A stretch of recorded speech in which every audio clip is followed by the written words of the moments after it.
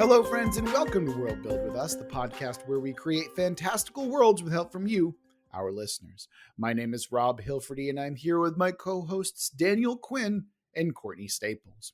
On today's episode, we have a brand new prompt from a longtime listener, one Kyle the Gnome Waiter. But before we get into that, I want to remind you that if you want us to build your world, you can always go to our website, worldbuildwithus.com. Click the Submit Prompt button, and you'll be prompted to submit a prompt. Follow the instructions, and we'll build your world within a reasonable amount of time, as long as it's not creepy or gross. If you want to follow us on social media, you can go to our Twitter at Let's World Build, or you can come join our Discord community with the link for that in the description. And if you're feeling particularly generous, or you just want those sweet, sweet patron-only episodes, you can go to our Patreon and give us money there with a link for that also in the description of the episode. Now, with the shilling out of the way, let's get into the prompt. So Kyle the Gnome Waiter says, a sci-fi fantasy realm, once filled with a diverse population from many other realms, now closed off and empty. This realm has sat forgotten for a long time and hasn't yet been rediscovered by travelers. The actual realms and travelers between them could also be fleshed out to understand the closed-off world between them. A large scale of this could be that a cataclysm occurred and caused thousands of realms to be lost. And now there is a wave of exploration focused on these realms. So with additional tenets, we have the realm is devoid of creatures, but history fills the forgotten world. It has a mix of sci-fi technology and magic, and big crabs. It doesn't say that there are big crabs, that they are creatures. It just says big crabs. So we'll have to figure out what that means in this episode. Courtney, why don't you start us off with your first tenet today? Sure. So I was thinking that we've done a lot with like multiplanar settings in the past. So for this one, I'm going to say that it's a region on a single planet rather than an entire planet or plane itself. I'm thinking like a Lost World style area, whether that's a continent or an island or just a territory surrounded by like huge mountains or something. What do you guys think? Please, thank you. I'm so tired of multi-realm realities. That might be a little bit tricky with one of my tenets, but that's okay. Mm-hmm. I think we might be able to work it through here.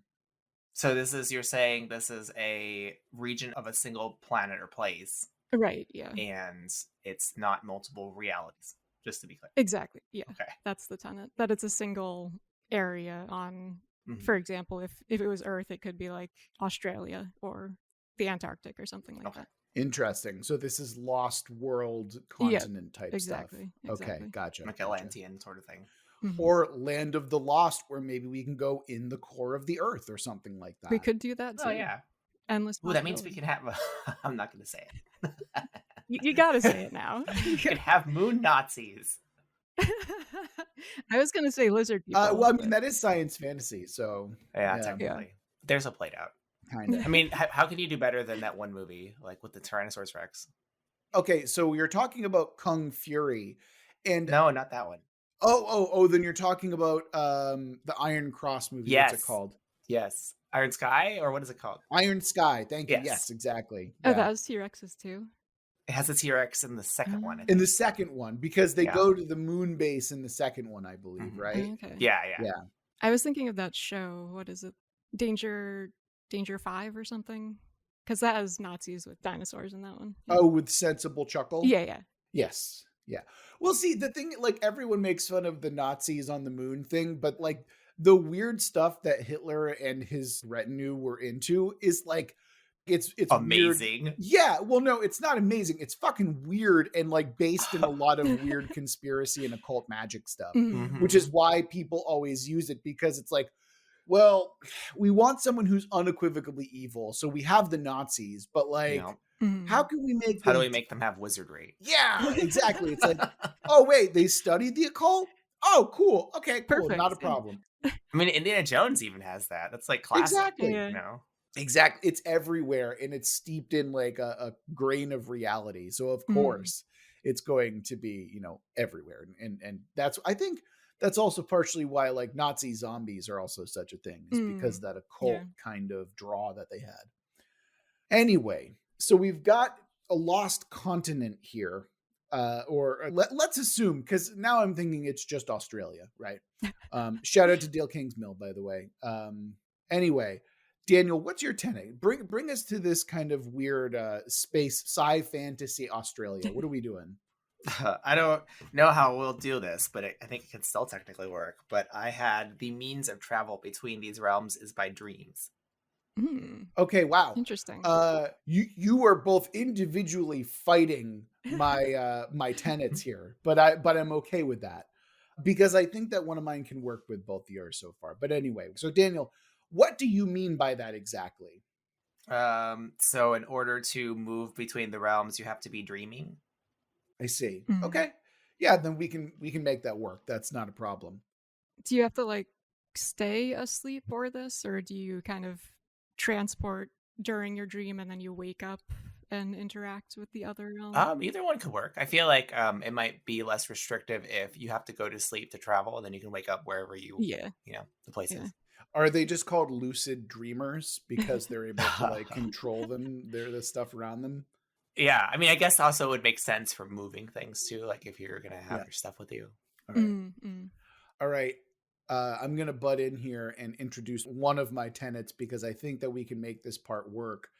I had it in my head that the people in this world travel through the system on a magical flying sailing ships. Think like Spelljammer mixed with like Pirates of the Caribbean. And Mm. I think that with Daniel's kind of dreamer situation, we can make that happen where it's like you just need like a person or two on the crew to essentially act as an engine or a captain to navigate this flying ship through the realms.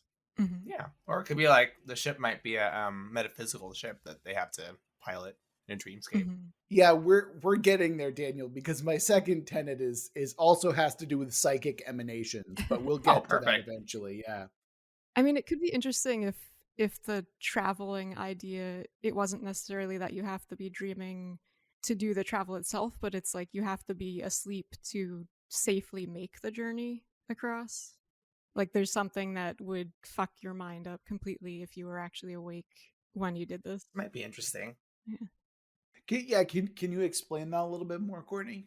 Oh, so like the idea of let's say you're on one of these vessels in the sky and you have to remain asleep because something related to the journey or to the air that you're passing through or to something that you would encounter along the way, if you were awake it would like just really mess with you and damage you in some Mm. horrible way.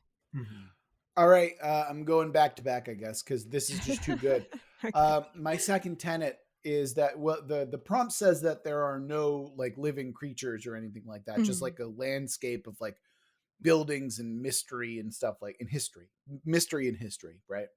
I had this idea that there aren't any living creatures. However, there are psychic imprints that manifest when living creatures basically touch ground or Oh. inhabit the land.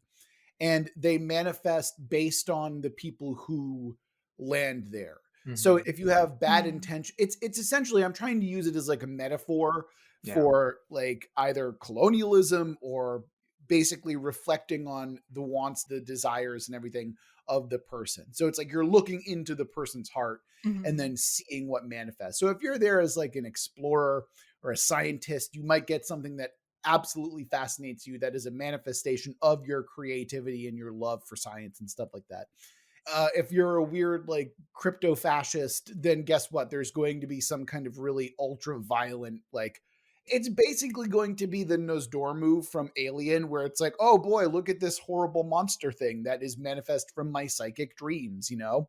And I think that with everything that we're talking about here, all of this really comes together well because we're talking about dreams, we're talking about psychic emanations, I mean, the Mm. ships or whatever, but like those together, I think form a really strong core of ideas that we can kind of build up here. So Agreed. we Yeah. basically created the 1972 film Solaris.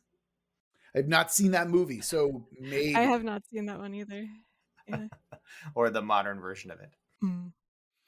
Well, maybe because I mean, there's so many different directions that we can go with it, and y'all still have tenets to go with. So, Yeah. one of y'all start us off here, yeah, or continue. Yeah, I think mine ties in really well at this point that this is the realm of dead or exiled gods who no longer hold power over the other lands.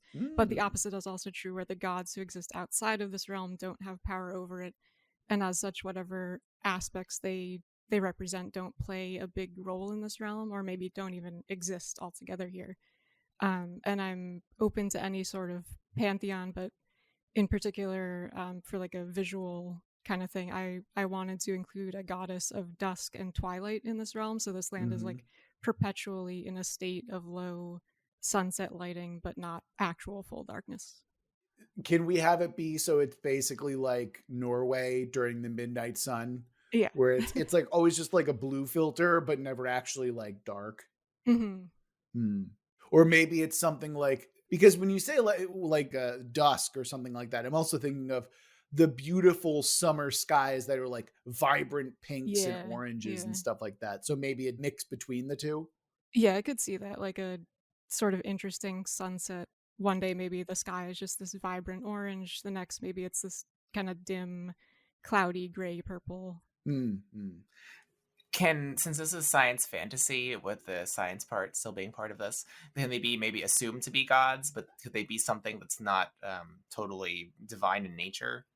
Sure. I'm okay with that. Yeah. I feel like we often use gods as shorthand, so maybe Mm. using these things is like, although the fact that they might be alien beings, that feels kind of like, I don't know. I'm kind of dithering. Yeah, I mean they don't have to be like aliens, but I just mean like I just don't want to definitively to say these are gods and now we're down the path of like just generic fantasy, you know? Yeah. Well, right, that's why they're worshipped as gods, but not Mhm. necessarily Right. gods. I'd Yeah. rather that. Yeah. Yeah, yeah. Like, for example, they could be like incredibly complex AI programs for all we know, but Or like, like people who have, I don't know, had some kind of post-human development. So Yeah. leaving it open, you know? Yeah, like some sort of ascension. or maybe they're just the Wizard of Oz where they're pulling levers and stuff behind the Right. curtain, you know? That could be it, yeah. No, but looking back at the prompt, he mentions like, Giant crabs, of course. It's the well, perfect yeah, segue in. obviously the giant crabs, but something about like a cataclysm occurred at some point, Mm, potentially in the past, and maybe these like extremely powerful but not legitimate god beings are related to that in some way. mm. Speaking of that, speaking of the prompt, by the way, Mhm. I'm now creating a headcanon where the reason that this realm has been unexplored for as long as it has been is because there's essentially like a psychic storm around it, around the continent. And so the development of these dream ships that we've created are the way that they're able to pierce through the psionic storms so they can actually travel through these lands. You know, like maybe I there's like just that, like yeah. a big wall of dreams or something like that. And that's Mhm. stopped normal travel. But now that these psychic ships have been created, the dream ships that Daniel and I have suggested, then like, you know, maybe that's what's allowing exploration for the first time. On these vessels that are transporting sleeping people, is the captain like a captain because he's able to like lucid dream? So like he's asleep but can be in control of his dream and therefore move them through this Oh, that could storm? be interesting. Yeah. Mm-hmm. I think that's entirely possible Yeah. and valid, right? Like I think that's a great concept we can start with. Mm-hmm. Then I would ask, like, when you're traveling through the space, and you have people asleep, I'm assuming their bodies are on this vessel, and you have a captain. Is he like literally awake, dreaming, or is he also asleep? But because he can lucid dream in the dream, he's piloting the ship. Mm. Maybe the crew are essentially all dreaming and acting as an engine of sorts, and the Mm. captain or the navigator are able to lucid dream and guide the ship through some kind of like psychic will or manifestation or something like that. Yeah, or some kind of like hookup that they have to the ship itself. So what I'm wondering though is he like physically awake, or is he like awake in the dream? I like the idea of awake in the dream. So like Okay. lucid dreaming. Yeah. Yeah. Yeah. Well, yeah, I will also second lucid dreaming. Okay, so if we were like an outside force coming to the vessel, we'd find a number of bodies that are asleep, including the captain. Mm-hmm. Exactly. Yeah. Okay. That's why I said the Nostromo, but like, fantasy. Yeah. Got it. All cryo sleep until they land. And obviously way less time that passes for this type of stuff. Yeah. Well, that's kind of neat. Yeah. I'm actually picturing this, Daniel, as your treatment of something from our train setting that you did in your OSR Plus gaming system, where Oh, I can see it. Yeah. it's our like land of 1,000 tracks, but Daniel did this like ridiculous, insane spin on it, where there was this massive lightning storm going on and like some sort of like lightning dragon thing, if I remember correctly, and we had to like fly through it. I don't know. I'm just thinking of that for whatever reason as what these people are traveling through. Yeah, I'm also seeing that too, like a storm, Yeah. It's interesting because my brain is definitely going in a very different direction. I see this as a weird side quel to our Renaissance setting, where it's like this is them exploring the lost continent, but we still have tendency. Oh, that would be cool, right? Yeah, that's where my brain goes, but that's you not could totally do that. Yeah, I agree, and I actually think that might be an interesting concept. But we still have Daniel's last tenet, I believe, right? Yeah. So bring us home, Daniel. What's your last tenet? What do you got for us? It's only 4 words, and that is the crabs eat dreams. Well, there we go. Okay, gotcha. They're like a psychic parasite, is my guess. That is cool. Yeah. But he said big, so I want them to be really big. Yeah, like looming on the horizon, like the shadow of a giant crab. I mean, maybe they could be big in the dreamscape, but I want them to be physically big. Yeah. I'm okay with that. I like the idea that they are essentially astral dreadnoughts. Like they're these massive things that float through the emptiness of the dreamscape, and it's like maybe that's why you need a navigator and a captain. You can't just like travel through. They'll just eat you. Yeah. Exactly. That's super cool. Maybe that's even what the psychic storms are around the continent are. They're just manifesting them because they're a giant crab or something. Oh, yeah. So like they're like a property of the crabs. Yeah, that's exactly what I mean. Yes. Yeah, especially if they're like consuming psychic energy on their own, maybe they're also emanating it in some way. Or maybe it's just built on the back of one giant crab. He said crabs though, so it's gotta be multiple. Plural crabs. Yeah. Maybe giant crabs. It could be a crab with tons of crab babies on it. Oh, creepy. Well, remember, there's no creatures on this thing, so it's not like it's a physical creature. It has. I'm interpreting it as it has to be like within the psychic realm only. But it could still be a psychic crab with psychic crab babies. Alternatively, right? Because if we're focusing on a little bit more on the science fiction aspect, it could be like a living virus or like a living psychic virus of some kind, where it's like a computer program, but it's also just a weird psychic crab monster as well. Do you mean like the virus would be like reanimating stuff, or? I don't know what I mean, Courtney. Sometimes I just say stuff on this podcast and fair. It works out. That's fair. No, I could kind of see that, where like if these crab things are actually like husks of ancient creatures that this like psychic virus has reanimated and is using.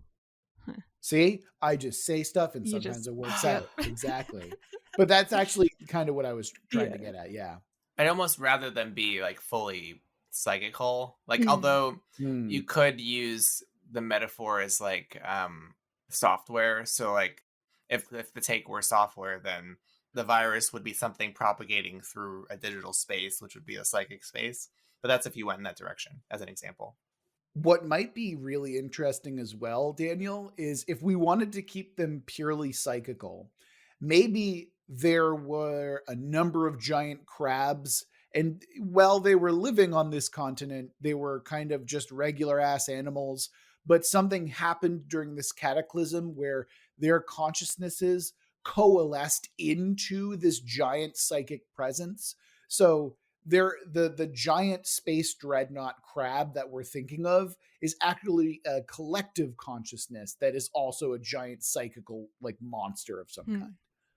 I just think it's so silly to have actual crabs underlying this. But I mean, yes, but also like it's also just giant space monster really is what we're looking at. Yeah, I almost would prefer if like the term crab has been ascribed to this thing. Like they're not literally crabs, you know? Kind of like the bugs in Starship Troopers. They're not. Yeah, like sure, maybe there could have been some kind of creatures that this is created from, but I hope they weren't actually crabs.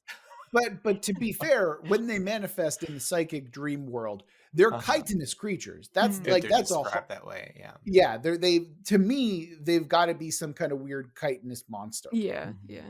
Or psychically chitinous. Well, yeah. I mean, that might be kind of interesting. Maybe they're like see-through or weirdly transparent, but then Yeah. once you bump up against them, you see like a hard psychic shell or something Right, like that. exactly. Mhm. Yeah, I'm cool with that. I think we're spending a lot of time on the crabs when we have a lot more to build on. It's a core tenet of this world, Rob. We gotta handle these crabs. Okay, I agree, but like there's so much more we can get Yeah, into I here. agree.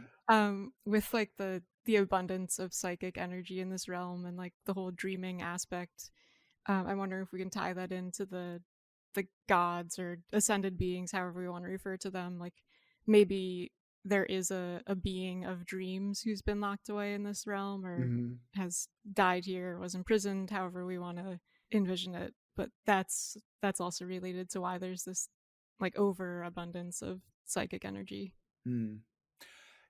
Guys, I can't help it. I keep thinking that this is a side quel to the Renaissance prompt that we did. And now the more I'm thinking about it, the more that I'm thinking this is the expedition to the lost continent that we alluded to in that previous series. Like we called it Atlantis except in the sky. Like everything fits together for me where it's like, yeah, this is basically just that, but now we've added like psychic crabs and like cool spaceships and stuff, or flying. Like I think it all is coming together for me. I want you to pitch me away from that. I think. Yeah, I definitely don't want to do it. I mean, I like that, but I don't Yeah, want to do this episode as that. You know what I I mean? agree. I agree. Yeah. That's not what Kyle the Gnome Waiter signed up for, Right. and that's not what we're trying to do for him. So let's make something that is demonstrably different from that series, so I can unstick my head from that area. If Well, we don't, what we don't know anything about outside of this psychic bubble and mysterious land. Like, what setting does this occur in? You know? yes, And he Yeah, talked so- about other realms. So this is a place where other realms are traveling through or to. right. And I think in my head originally I was planning on planet hopping, so going from like planet to planet. But now that it's kind of localized to one individual like continent, let's talk about the surrounding areas a little bit more. I have an idea actually, because now I'm envisioning it as like a massive crater from like a comet or asteroid that had struck, and maybe that's why these god being whatever things have died there or inhabiting it, because they were there when that actually occurred, and maybe that also broke up the land around it. So the Earth has been kind of shattered into these different island continents. How are we getting remnants of the lost civilization though? Because that's something that is in the prompt and is, I think, kind of important to what we're talking about here. Here's like an envelope we could use, and I like this kind of idea of almost like a crater whirlpool is what I'm picturing when you describe that. Yeah. What if we kind of give it a flavor? And for some reason I'm thinking of like Vikings traveling through a dark storm on a dark ocean. You know, what if we put it in some kind of like Nordic exploration setup? You know, that's so it's still fantasy because it's semi-medieval, but it has some spelljammery quality, like Rob was saying. That makes me think Nordic, and also because there's dreaming, which is about, you know, Ragnarok and traveling to realms beyond, like something like that. That's super cool. I like that a lot. Metal. And I feel like we haven't really done like full-on Nordic before. Yeah, because the realms could then be like other lands that are these Viking-esque, you know, unexplored landscapes, and they're traveling to a place that their quote-unquote gods have been shattered in. I'm starting to get into this. I think that, yeah. Sci-fi Vikings. Yeah, no, if we're going to do that, I want to steep it in Nordic lore if that's the case. Yeah, I I think mean, so. really commit to that type of Mhm. aesthetic and folklore if that's the case. Yeah, You because know? I'm visualizing this. I'm wondering, like, can we like take it to like the 11th level, like so it's like crazy Nordic, you know?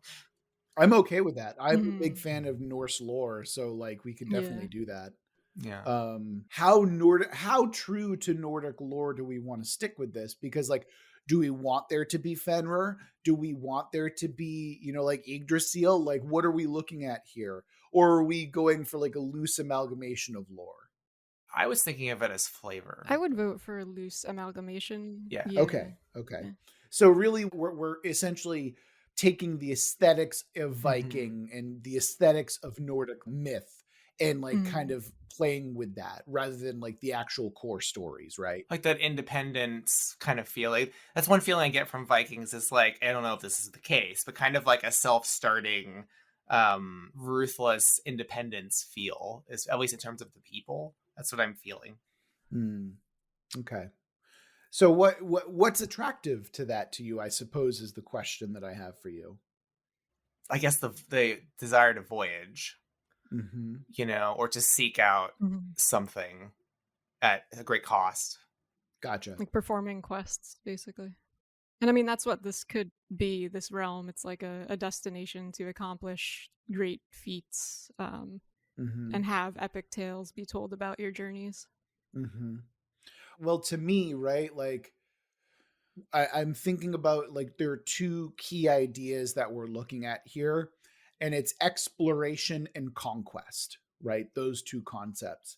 And what I think is kind of interesting regarding that is how the land is going to react to this. Because remember, psychic emanations are directly reflective of the people who are trying Mhm. to explore. Yeah. So if they get there and it's literally Jotunheim to them, it's because they themselves have dreams of becoming giants and becoming monstrous pillaging beasts, essentially. Mhm. Mhm. I also really do love the idea, again, if we're just stealing the aesthetic here, of a flying Viking longship, even though they're Yeah. supposed to be Yeah. like rowing boats for the most part. Mhm. The aesthetic of a Viking longship is so, yes, obviously we're doing Yeah. that, like Agreed. 100%.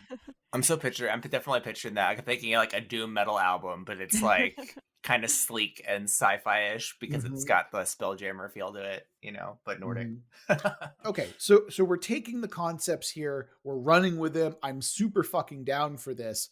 Let's talk about why these people are leaving their homelands to explore this massive continent that's shrouded in a psychic storm that requires a dream ship to pierce through it, and then they can land on the shore. Is it just because it's there, or is there some other intrinsic value within their culture that drives them to do this? I mean, it could be related to the history aspect that's mentioned in the prompt. That something long ago had been lost, and they're trying to recover it, trying to find these legendary things. When's the last time we did something that was motivated by genuine heroism or the attempt at genuine heroism? Hmm. I would Yeah, have to consult the archives. right. So we're like basically 3 years ago is my Mm, guess. mm. Can we have that be the thing where the motivation here for this exploration is genuinely like heroic, genuine, not Mm. necessarily good, mind you, but heroic in the sense that they're doing this to get their names like carved onto the walls of their equivalent of Valhalla. Right? Yeah, Like they're yeah. doing this for the glory of their name. I'm all for that. No, I mean, maybe their civilization is either dying or in danger, and they need secrets, like Courtney was saying, or historical information that can subvert that. I And feel like we so, dip into that well a bit too often, where it's like we have a dying something, and so that's why they do it. well, That's why I'm more interested in the heroic aspect. I Where was getting to that. What I was gonna we'll say, get to it, Daniel. I was gonna say, a part of obtaining glory is to get the information you need to save your civilization. Mhm. Well, right, but why can't they just be a thriving civilization who's trying to make their civilization better through this thing? Well, that question would be then what's at stake? Like, I don't really care about some adventurer who just wants to put another feather in his cap. Like, there's got to be something at stake. What Does if there? Yes. what if it's related to the psychic energy stuff? What if this realm is now serving as like a black hole of psychic energy? Like it's gradually pulling at people's minds and dreams throughout the world, and Okay. something has Yeah. to be done to stop that. Oh. That I'm a lot more So there's a interested in. paucity of dreaming. Mhm. That could tie into what you're saying, Rob. Maybe Yeah. this whirlpool is creating a paucity of heroism in their realms. Well, I'm thinking that this thing is just a threat that needs to be ended, and them exploring this forgotten continent is their way to like end that threat to their civilization. That I can get behind. Mhm.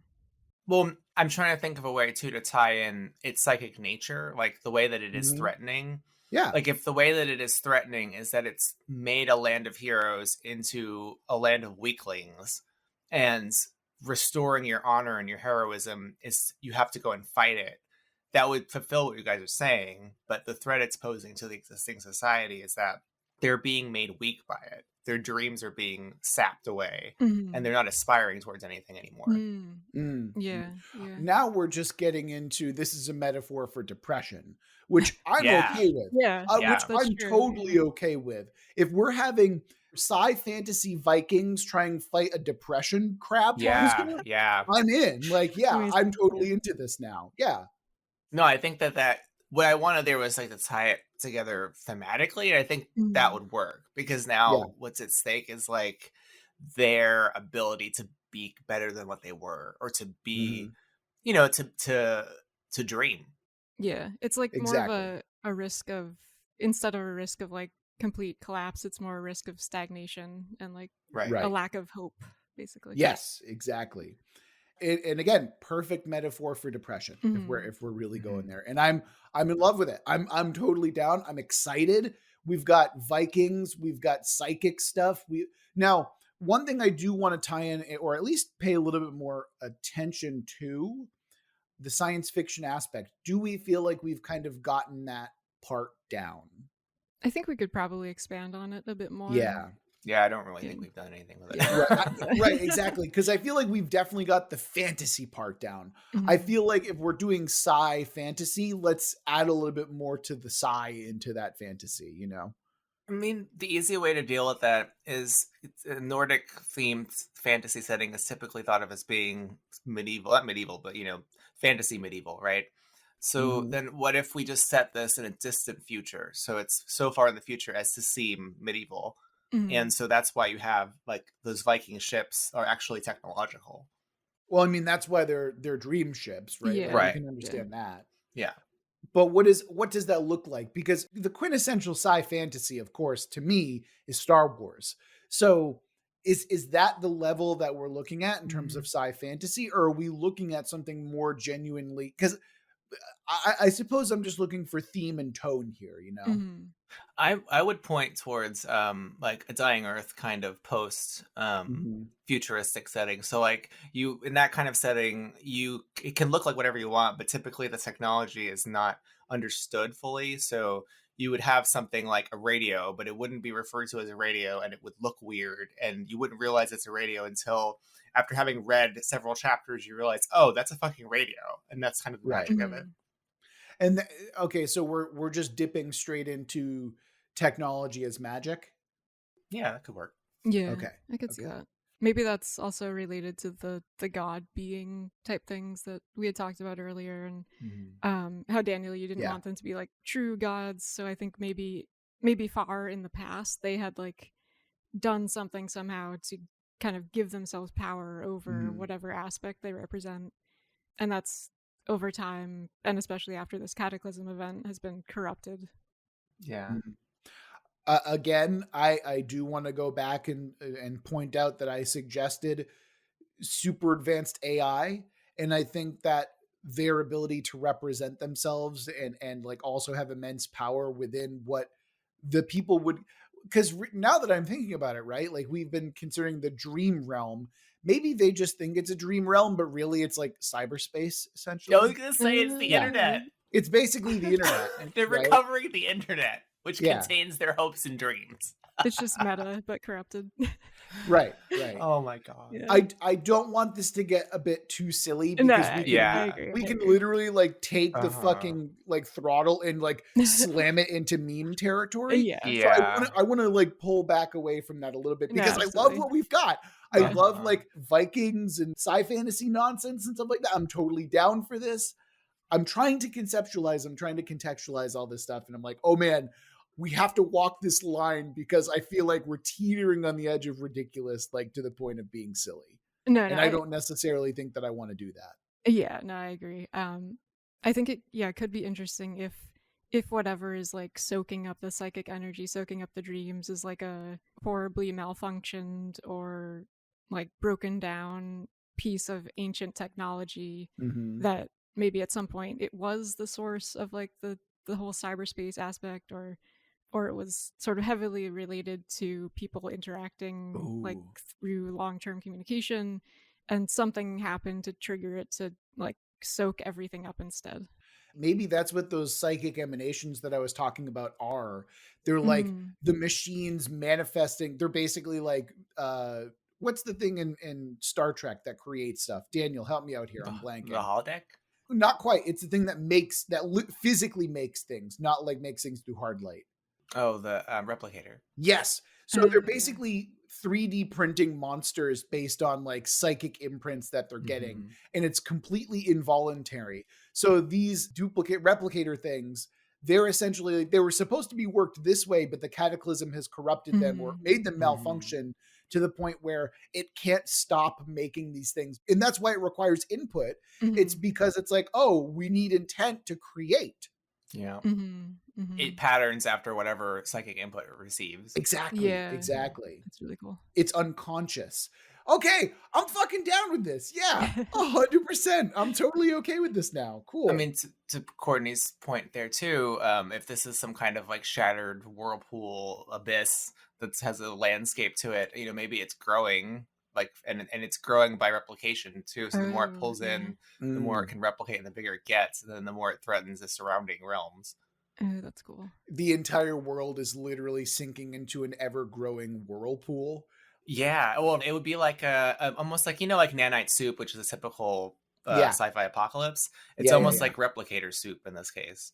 I'm picturing now, like, the further you go in, like, the more chaotic it gets. Like, the deeper you venture in, it just becomes this amalgamation of, like, all of these different ideas, just absolute chaos. Like, nothing makes sense, basically.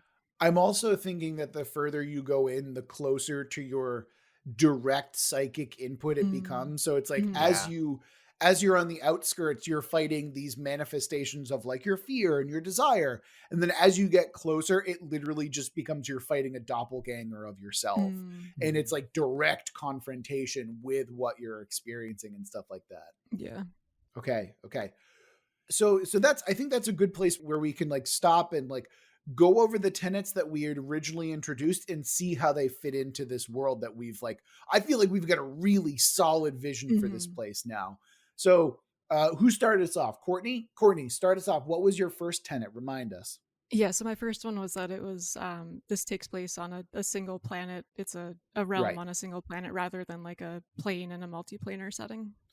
Yeah, knocked it out. Okay, quick and easy. Daniel, your first tenet. The means of travel is by dreams, which is central to what we've set up. So agreed, even though it's basically the internet now, but that's okay. Okay, and mine was just the aesthetics of traveling were essentially like spelljammer ships, which I think we also have Viking longships now, which are dope. Second tenet round, go ahead. That was for me, that it's the realm of like dead or exiled gods, and we kind of built that into this like weird AI tech sci-fi kind of thing. Absolutely. So we're saying that the replicating soup is essentially the gods because it's like the collective intelligence or memory or whatever of the previous civilization. Pretty much, yeah. Okay.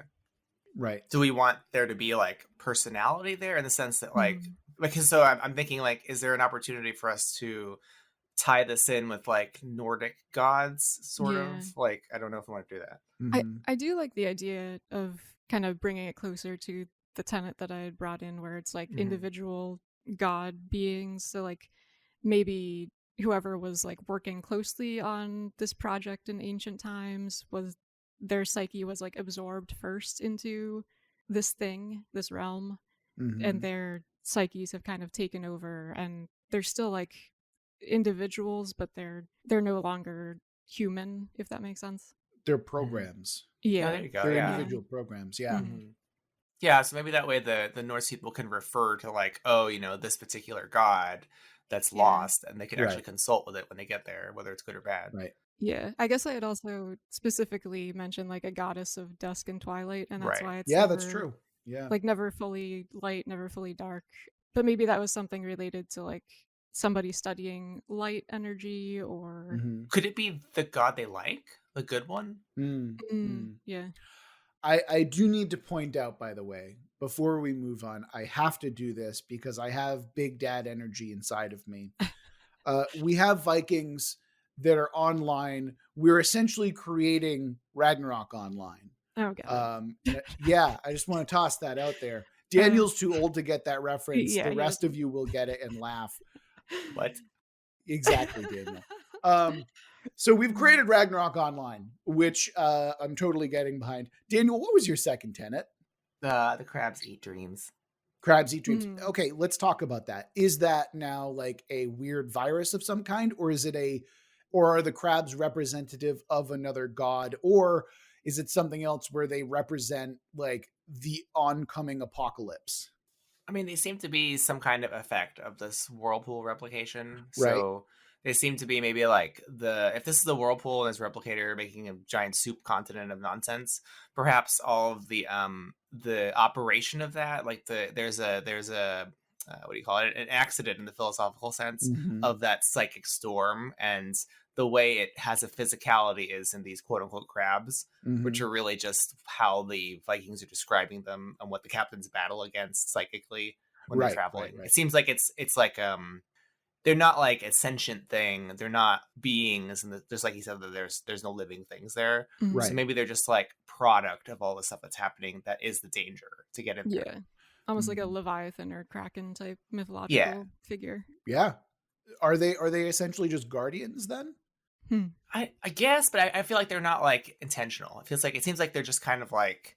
It's a firewall. It's like this machine happening. There's like a firewall of psychic chaos around. Exactly. It, Exactly. They're a literal antivirus program. Yeah. It's like a virus. Yeah. Okay, cool. I'm totally okay with that then.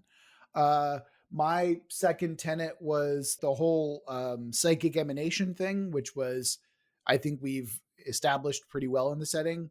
There's no life once you get to the continent, but these replicators start kicking on and respond to the psychic energy that people feed into them. Cool. I think that we've got like the tenets down. We've got everything really locked in. Normally we like roll dice and figure out what the world anchor is. I think for this one, what might be more interesting is if we roll the twist and then make ourselves kind of figure out the world anchor from that twist. How do you guys feel about that? Sure, I'm down for that. It kind of fits in with the chaotic nature of what we're creating. Yeah. Sure. Yeah. We'll see how that goes. All right. So yeah, I'm calling the audible. We're going to roll the twist and then we're going to build the world anchor based off of that twist for next episode. Sorry, what did you say? Calling the audible? Yeah, I'm calling an audible. It's a sports term. Yeah, what does that mean? Well, yeah, we have no fucking idea what that means. Neither of us have any idea what that God means. damn it, you guys! Oh my god! Like Audible, when you say that, I think of the service Audible that lets you download books or something. Calling an audible is a sports term wherein the quarterback changes the play at the last minute that was agreed upon. Okay, that makes sense. Thank you for explaining. You guys are fucking nerds. That will make sense to 0.01% of our listeners. 0.01%. I know, like, none of like them. What percentage of our listeners are going to be like, yes, I recognize that. God damn. They'll be like, why is he talking about calling an audiobook? That makes no sense. Yeah. You guys are fucking nerds. God damn it. Oh my god. Okay. Okay, so we're rolling for the twist, which is Attach the whole thing to a major movie franchise. Oh God. Oh God. There's some interesting stuff regarding that. I think we can make that work, right? Yeah, Daniel, I agree. I think our, OC Do Not Steal are Why better. is that even a fucking twist? That's my opinion. I'm blaming Dale Kingsmill because we basically made fantasy Star Wars that time, and that's where it comes from. But that wasn't so bad, though. I guess if we take it as inspiration, it's not so exactly. bad. That's where we can keep it cool and interesting. I mean, I'm already thinking of what I want to do with it, of what franchise I want to stick with it. So, like, really, we're fucking good. I think. I'm choosing Pretty Woman, so good luck, guys. Really, not Miss Congeniality. I'm surprised. Yeah, that's fair. Yeah, it's wild. All right. That'll do it for this episode of World Build with us. Remember that the twist is attach the whole thing. And I'm actually going to remove movie. I'm just going to say major franchise. It doesn't have to be movie. I'm actually going to edit that right now. Can it be like Walmart? Walmart? That's the source of everything. Okay, Daniel, if you wanted to add it to the extended Walmart universe, yes. Can we do an episode where we create the extended Walmart movie universe franchise? I mean, we are. What do you mean, Daniel? We've created a giant vortex that's consuming everything around us. We've already created. That is it. Yeah. Yeah. So metaphor. Yeah. Anyway. Yep. All right. Enough of this. We're ending the episode. That'll do it for this episode of World Build with Us. Remember that if you want us to build your world, you can always go to our website, worldbuildwithus.com. You can follow us on social media at Let's World Build on the Twitter. You can come join our Discord and talk about Psychic Vikings, or you can be incredibly generous and donate to us on Patreon for the sweet, sweet patron-only episodes. If you're just into a purely transactional thing, that's fine too. That will do it for this episode of World Build with Us. Remember that we love you very much, and we're going to get through this together. Until next week.